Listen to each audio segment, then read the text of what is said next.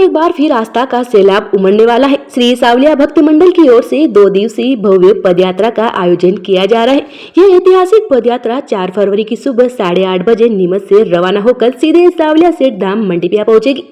श्रद्धालुओं की सुविधा और यात्रा को सफल बनाने के लिए आज श्री किलेश्वर महादेव मंदिर में एक अहम बैठक आयोजित की गई, जिसमें सभी व्यवस्थाओं को लेकर विस्तार में चर्चा की गई। बैठक में अशोक अरोरा, गंगानगर मोनोलॉग्स, मनीष जोशी, गोपाल गर्ग और हरीश दुआ सहित मंडल के प्रमुख पदाधिकारी उपस्थित रहे। भक्ति, सेवा और अनुशासन के साथ यह पदयात्रा नीमच से मंडपिया तक आस्था का एक अविस्मरणीय दृश्य प्रस्तुत करेगी। देखिए कि जैसा कि आप सबको विदित है कि सावलिया भक्त मंडल जो कि हमारे क्षेत्र के प्रमुख समाजसेवी अशोक जी अरोरा, उनके सुपुत्र अरुण जी अरोरा, इनके सानिध्य में ये लगातार दूसरा वर्ष है कि नीमच से सावलिया जी तक जो है पैदल यात्रा का जो आयोजन किया जा रहा है। और इस बार जो आप सब लोगों ने देखा होगा कि उस यात्रा को लेके वो सारी यात्रियों की सुविधाओं को ध्यान में रखते हुए कि उनको किसी भी तरीक़ा का कोई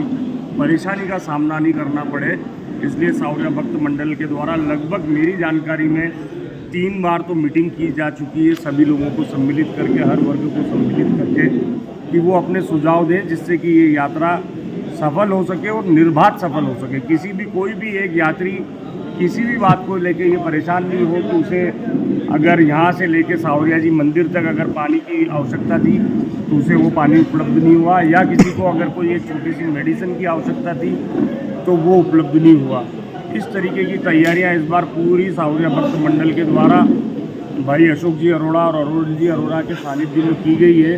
और मेरा हमेशा से ये मानना है कि सावलिया सेठ तो अपने आप में सावलिया सेठ कहा ही जाता है, सेठों के सेठ सावलिया सेठ, जिनके लिए यात्रा हो रही है, जिनके नाम से ये यात्रा हो रही है और जो यात्रा करवा रहे हैं, तो इस यात्रा के आयोजक है, प्रायोजक है, वो मैंने देखा धार्मिक कार्यों में हमेशा हमारी और एक आमजन की जो सोच है उससे बढ़ चढ़ के वो व्यवस्था हमेशा से करते आए और करते रहे। तो मुझे इस बात का पूरा विश्वास है कि सावलिया जी के लिए जो पैदल यात्रा हो रही है और जो उनके परम और अनन्य भक्त अशोक जी अरोड़ा और अरुण जी अरोड़ा के द्वारा जो करवाई जा रही है, तो उसमें निसंदेह रूप से जितने भी हज़ारों यात्री अनुमानित है, लगभग 5 से 10 हज़ार यात्री अनुमानित है, मुझे लगता है कि किसी भी यात्री को कोई परेशानी नहीं आएगी। उनको रहने को लेके यदि कुछ यात्री आसपास के कल भजन कहाँ से निकलेगी?